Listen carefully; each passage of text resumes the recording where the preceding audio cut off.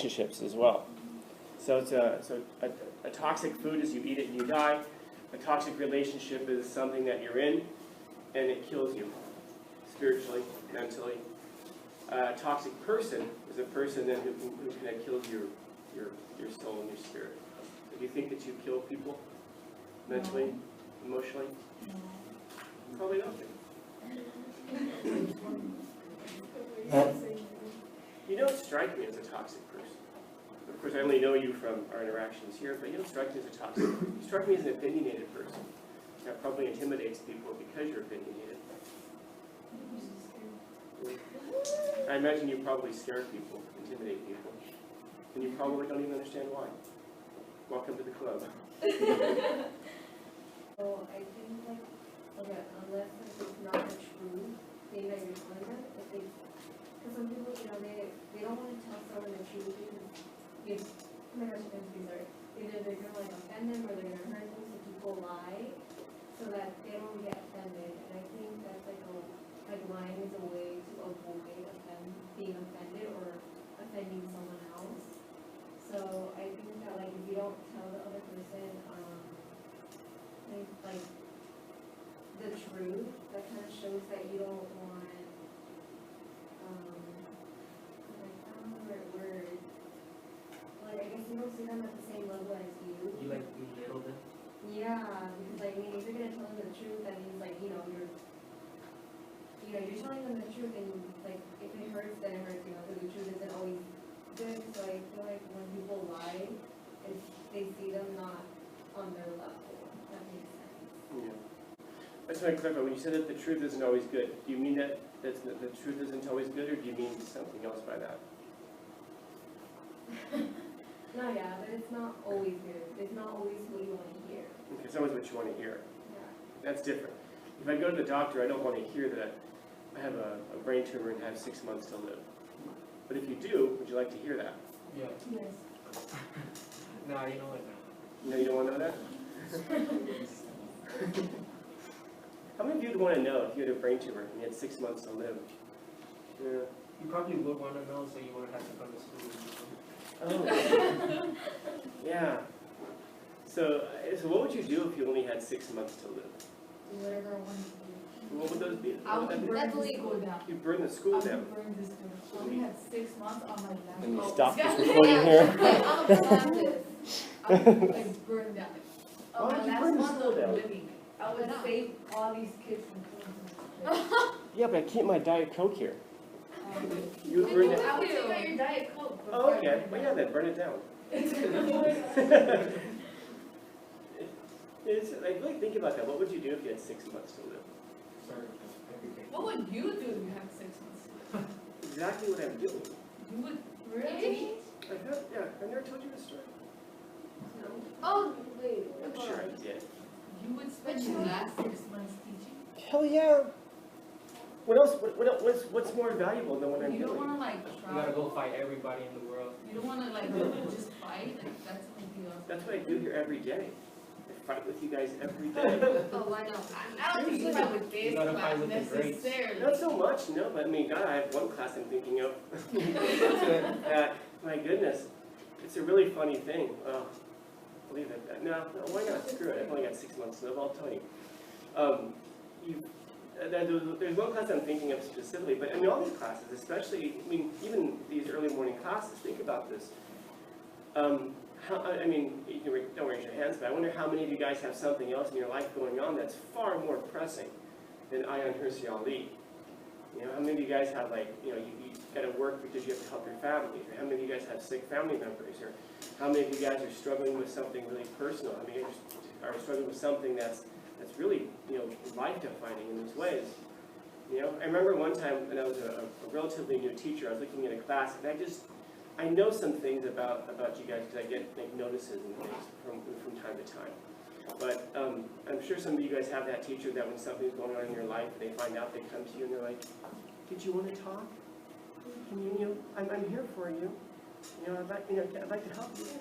And I wonder if that makes it worse for you, if that makes it better. I mean, I hope you guys know if you need something, I'm here. I don't raise your hands for anything like that, but I wonder how many, if you can really think about it, how many of you guys have come to me and asked me for a favor? And how many of you guys would come to me and ask me for a favor if I turned you away and said no? You know? In fact, I would challenge you to ask that of anybody who's ever had me. I have a reputation, I know what it is, of being kind of a jerk, but seriously, ask around. How many people have you ever come across who've known me, who've ever asked me for a favor that I've said no to? I promise you, you won't find it. But I also tell you when I do you a favor, don't tell anybody that I did you a favor. Which I've worked hard to cultivate this reputation for being an asshole. Because there has to be this kind of a balance that's there. But yeah, if I was going to do anything, I'd be doing this right now. Absolutely. You know, there's this old story from John Paul Sartre, the existential philosopher. He's sitting around with some of his graduate students, and they're playing chess. And the question comes up, what would you do if you knew that the Earth was going to end in 24 hours, like one day to live? Yeah, this is what philosophers do. We sit around, we talk about stuff like this. And the question becomes, I won't even tell you how the world was going to end. Thank you. Yeah, but you can imagine. And so they ask the question, what would you do? One student is sitting there and he says, oh my God, I'd probably get down to the church and pray. Another guy said, I'd go home and visit my family. Another one said that he'd go to a whorehouse. So the point is that you've got these three very different answers, you know, along this spectrum, meaning that people react to things very differently. And then they finally got to Sartre and they asked him, Professor, what would you do? And he said, I would finish this game of chess. The idea being that whatever you're doing at this moment is what you're supposed to be doing, whatever it is. And so because it's what you're supposed to be doing, you should be making the most out of it. For example, right now, I know that, like I said, I can look at the room and I know that there's a lot going on with a lot of you guys. And yet somehow I have to get you to care about what Ayaan Hirsi Ali is saying. Because what these ideas I'm presenting to you every day are supposed to be is these are some of the greatest things ever said by some of the smartest people to ever live. You know, these are people, I mean, I'm not just pulling some guy off the street here. These are some brilliant people. These aren't my ideas. I think that a lot of times we get confused with, you know, people will be very angry with me for some reason because of the ideas I present in class. It's not my idea. It's their ideas. But, you know, it would take you a very long time to come across these ideas. And so I present them to you because they are powerful. And it's not just that they've changed my life in some way. A lot of them have not. But they have changed other people's lives. And this is why I present them to you. Because they're things that you might not come across otherwise. And wouldn't it be great, you know, people say things like, man, I wish I knew at 30, I wish I knew at 18 what I now know at 30. I want you to know those things at 18. So that you don't spend the next 12 years of your life trying to figure these things out. Just so later on you can go, man, I wish I knew them earlier. You're finding out about them now. You're finding out about these ideas. And yet it's hard because you have so many other things going on in your life. It becomes damn near impossible for me to get them through. Because I'm having to compete with everything else. And it's one of the reasons that I'm not too big on enforcing stuff about cell phones and things like that. Because, I mean, if I can't compete with a cell phone, it's not me that can't compete with a cell phone. It's these greatest thinkers of all time who can't compete with whatever's happening on Instagram right now or whatever. You know? And I'd rather you find that out right now than find that out later on, you know, about yourself. You know, what is it about what's happening on that screen that's far more important than whatever these ideas are? It's worth asking ourselves, why is it that these ideas, even if I don't agree with it, even if I think it's stupid, even if I think it's ridiculous, how is it that it's motivated so many other people? How does that happen? It's kind of like studying religions. Even if you're not religious, you should know about religions. Because religions serve an incredibly powerful purpose and use in life. And even if you don't agree with them, you have to acknowledge these things. It's like when people say things like, you know, I could be a moral person without some kind of a God or deity. I don't know that you could be. Because you take for granted the idea that the morality that you adopt has nothing to do with the lineage of religion that brought it there. In other words, when you look at things like why shouldn't you murder somebody? I just don't think it's right. You don't think you've been influenced culturally by that? And you don't think that culture has been influenced by thousands of years of religion? Of course it has. Of course it has. It took us a long time to come to these kinds of ideas that you shouldn't lie to people, you shouldn't steal from people, you shouldn't murder people. These are not intuitive. In fact, they're the opposite of intuitive. How are you? I don't know, my body just doesn't want to get proper rest, honestly. Oh, you're drowsy. A little, yeah. Me too. What am I not doing? Alright, sorry. Didn't mean to start.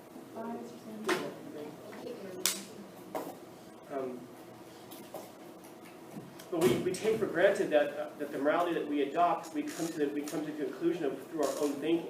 But understand that our own thinking has been shaped by thousands of years of people who came before us and brought us to a point that we're able to have these thoughts. We stand on the shoulders of giants, as I think it was Newton who said. And as we stand on the understanding of people who came long before us, and then we talk about how it's our ideas, but they're not. We're influenced by these things, you know? And so, it isn't exactly clear that we can just dispense with all of this history of things. And the ideas that I'm presenting here are the people who kind of brought us to where we are today.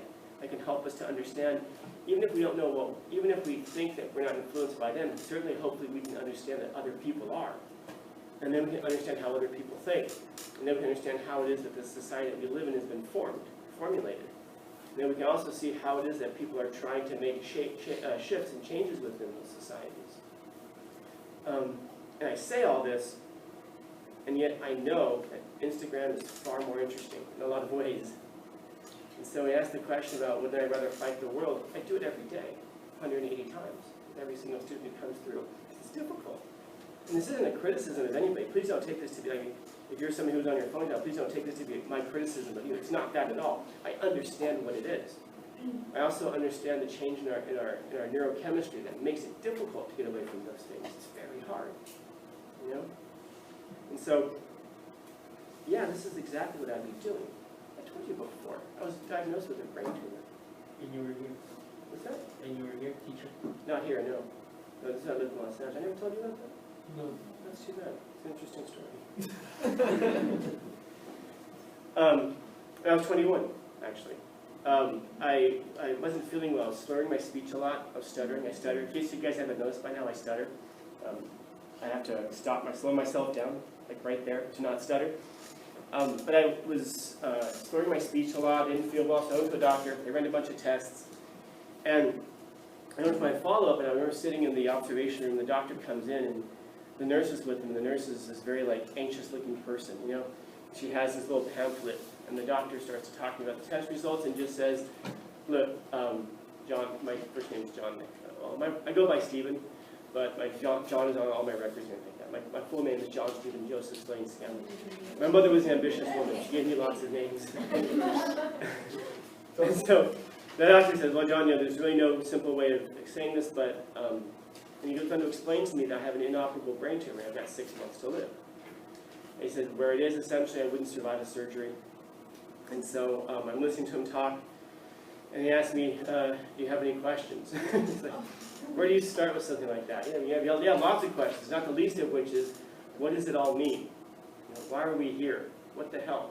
You have to go through 21 years just to get to this point here. And so the nurse hands me this pamphlet, and I remember the pamphlet was called Coping with Death.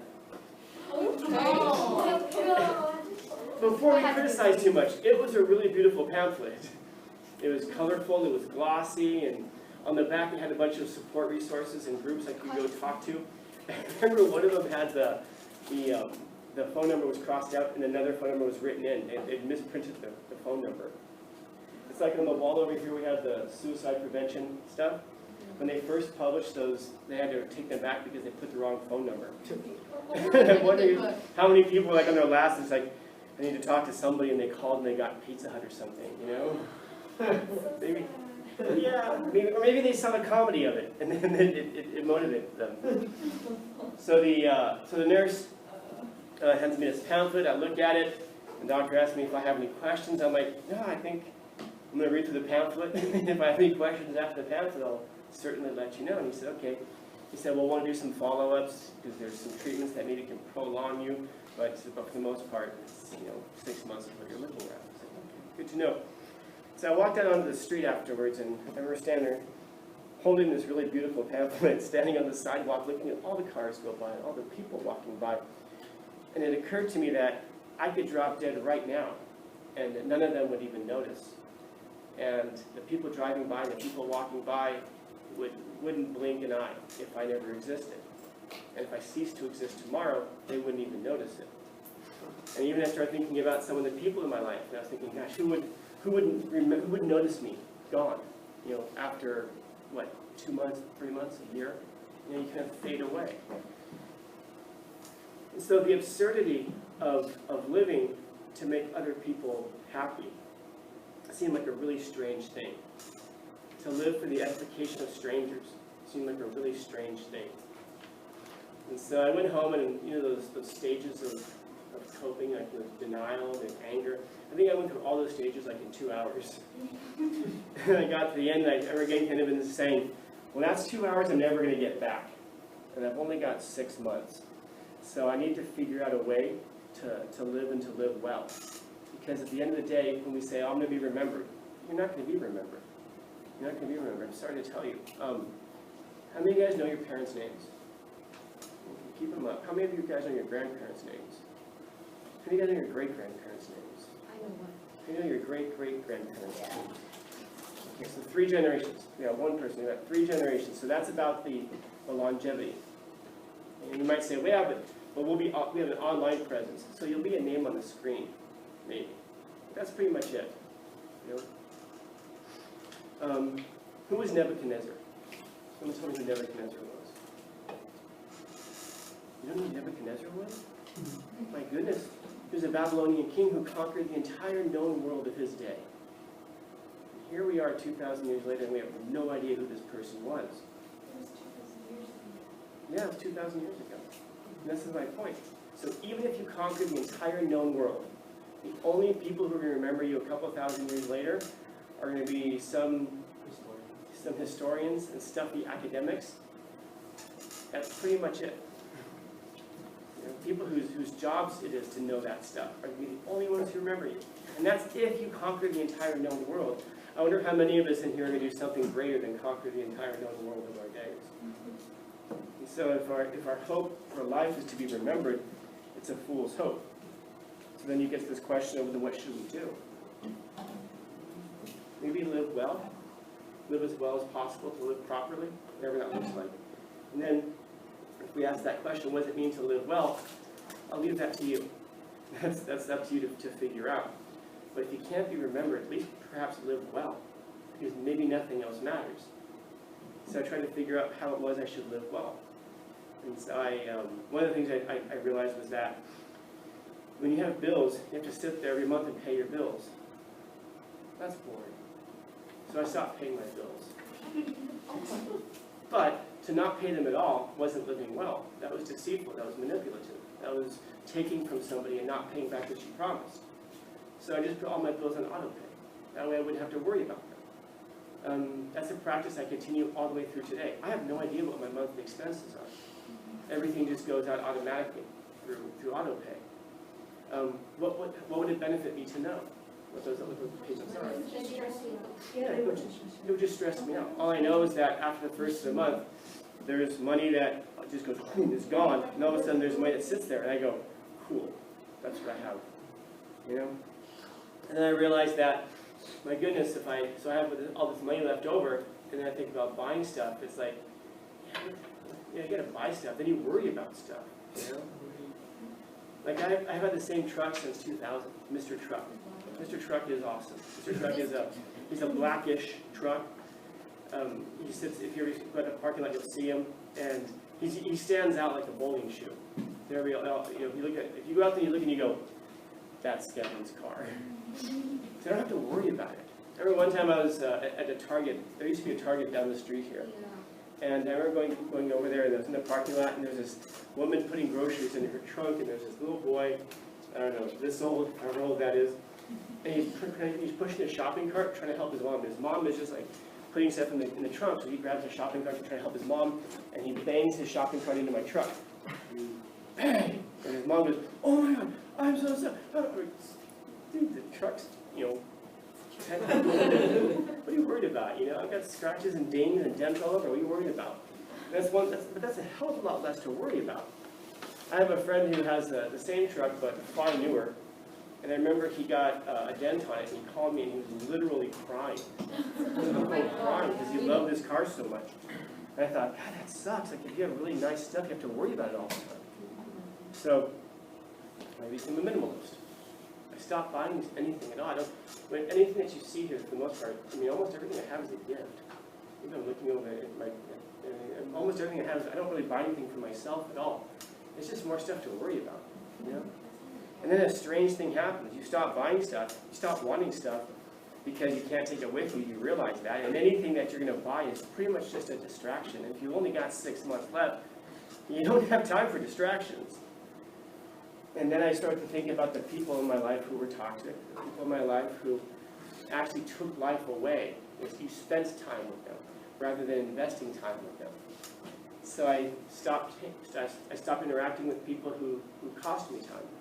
And I only interact with people who benefited me and grew that time in some meaningful way. And then there's an interesting thing that also happens. You stop being afraid of just about everything. Because what's the worst that can happen to you in life? You're going to die. Then all of a sudden you find out what's going to happen. Now what are you worried about? You know? What if, I don't know, what if I get fat? It's harder for people to carry my casket, I guess, but that's their problem. That's a problem for them to worry about, not me. You know, you start to worry about what are people going to think about me. All those people walking down the street and driving by in cars, who cares what they thought about me? Not one of them could save my life. Not one of them could extend my life by even a second. So why would you put time into worrying about stuff like that? But forget the question. I'll just tell you. I stopped putting time into stuff like that because that's just the stuff that takes away your life. You know? And so I got a follow-up call from my doctor, went to the follow-up appointment. I didn't return the phone call because there was an acceptance then. It wasn't just like an acceptance like, okay, I'm defeated. There was an awakening, I guess, to an extent. It was an awakening. And so, another phone call, I just didn't return to my doctor because I didn't really have any reason to. Then the messages he started leaving me became more and more adamant. There were more things like, we really need you to call. Listen, if you need a car, we'll send someone for you. Never got a car sent for me before. I guess, dying makes me important. And so finally, I did answer the call and I said, listen, I appreciate what you're doing, but really, I'm good. I'm not even just okay, I'm good. You know? And they said, yeah, but we really, really need to talk to you. I said, I understand that, but I don't really have anything to say to you. So they convinced me. I finally went in. The doctor was just like, please, for me. So I go in, and they did the follow-up. Doctor came in, same nurse, no pamphlet this time. I don't know what my insurance was paying for if I didn't get a second pamphlet. But the doctor said, listen, there's no easy way to say this. We made a mistake. I said, a mistake? Really? Like I said, he called me John. I don't go by John. I don't go by John. No one ever calls me John, unless they're reading my name off of an official document. I go by Stephen, and even then, I almost never go by Stephen. I always go by Stanley. There was a guy in the observation room next door to me, whose name was John, and we had a similar last name. It wasn't like spelled similar, but it sounds similar. So they mixed the charts up, and so the doctor said, "You're not dying. You're dehydrated. You need to drink more water and get more rest." All right. So then he says, "I understand you're probably very upset." Like, why would I be upset? I just got some of the best news I've ever heard in my life. I just found out, and about 2 weeks had gone by from this time. And so I said, "This is the best news I've ever gotten in my life." What are you talking about? I'm going to be upset because, of course, he thinks I'm going to sue him or something like that. You know, it's such a weird thing. I'm going to sue you for giving me good news. Whatever. I said, I feel sorry for the poor bastards in the room next door. Because that guy had 6 months, now he's got 5.5, and he's just been drinking water and sleeping. You know? Yeah, he's a well-hydrated corpse. So it occurs to me that this guy's got 5.5 months to live, and now he's been notified, and they did tell me that they did notify him in that time. So he did find out in that time. And it occurs to me, as I'm telling you this story, that guy is long gone, man. If he had any children, his children are fully grown and everything right now. And here I am telling this story. But the interesting thing is that all my bills are still on auto pay. I still don't spend time with people, I invest time. And that might explain to you, some of you, how it is that why it is I behave the way that I do. Because I've been there, I've seen it. I know what the end of that life looks like. And I know what, even at 21 years old, being able to look back over the last few years of my life and count up all the wasted time and thinking to myself, as Elizabeth said on her deathbed, my whole kingdom for just 5 more minutes. I wasn't given just 5 more minutes. I was given, well, I guess a blank check, because I have no idea how long this is going to last. You know? But it's already lasted longer than 6 months. So every day is Christmas. Every day really is a gift, because there are other people who I know, friends of mine, who didn't make it. I've got several students, former students, I guess, not students anymore, but several former students who didn't survive. You know? Thinking of one particularly. You know? Last time I saw him, he was in my classroom, and he was in room, I was in the new building, I was in room 219. And I remember I said to him, I go, Aaron, you look like shit, bro. And he goes, I feel like shit. So you should get that checked. He said, I think I'm going to. I never saw him again. He died that afternoon. He went to the doctor and they sent him home, and he just went to sleep and never woke up that day. And then one of my former students, it was very sad. And she's one of those people who, in talking with her, you just kind of know, like, man, this is a melancholy soul. I just don't know what to do with this person, you know? And she put a 45 to her head and she squeezed the trigger. Another one of my former students was drunk or high or something. We never quite figured it out, but she was hit by a car on the Allen Ramp over by the 54. And so on. Another one of my students hanged himself. And go so on and so on and so on. None of these folks made it to 21. You know? And so it is a true story that every day is Christmas. Every day is a special gift. If we see it that way. The problem is that some of us get that Christmas gift and we're like, oh, thanks for the socks, Grandma. Because it's not the thing that we wanted it to be. But just because it's not the thing that you want it to be doesn't mean it's not the thing that should be. You know? It might piss you off that you get socks from Grandma, but wouldn't that be great if you're down to your last pair of socks? You know? All of a sudden it's useful. You know? And besides which, it's not even the socks itself, it's the fact that Grandma thought about you. That she's not going to be there forever. And there's going to be some days you're going to be holding those socks. And you're going to be thinking about your grandmother, wishing that you were able to hold her and not those socks that you complained about at some point. You know? The days that we get are the days that we get. We can't control that much, but we can control how it is that we respond to those days and how it is that we interact in those days. And perhaps the way to live properly, to live well, is to live well, to live authentically, real. To live authentically, real. Say that again.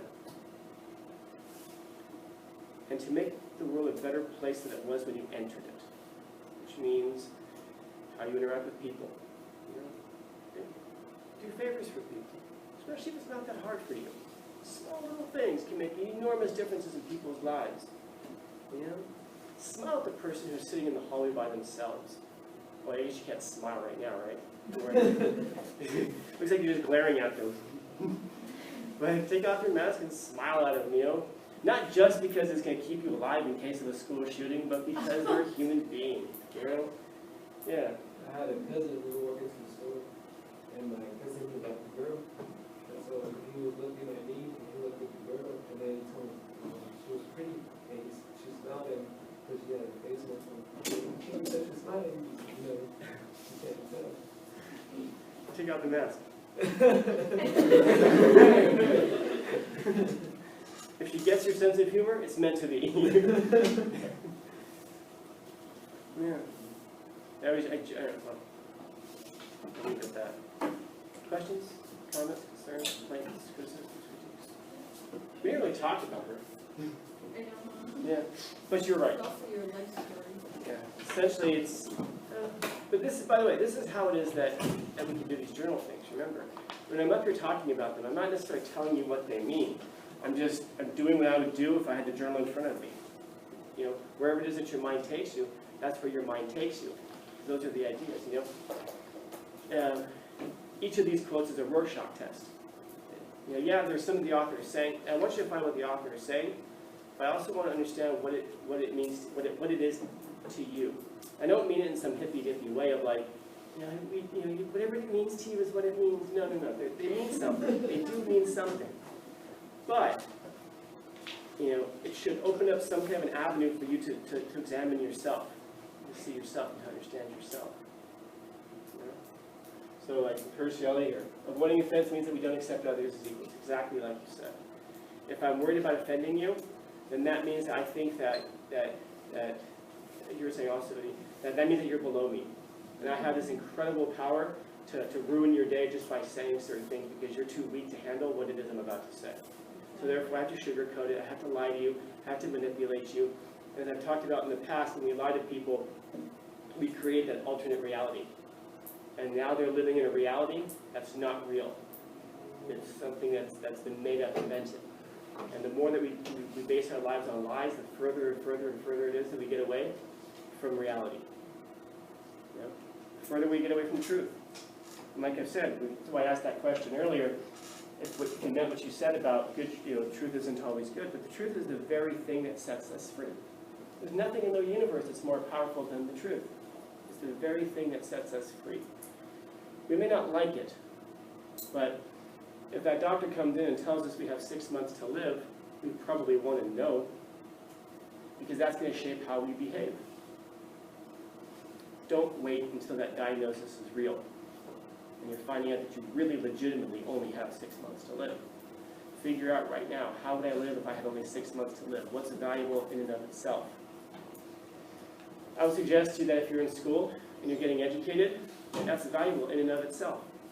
It's a good thing to know things about the world, because then you understand how it is that you fit into it. And that means that you've discovered some aspects of yourself. It's a good thing, you know? Even math. But it's a stretch.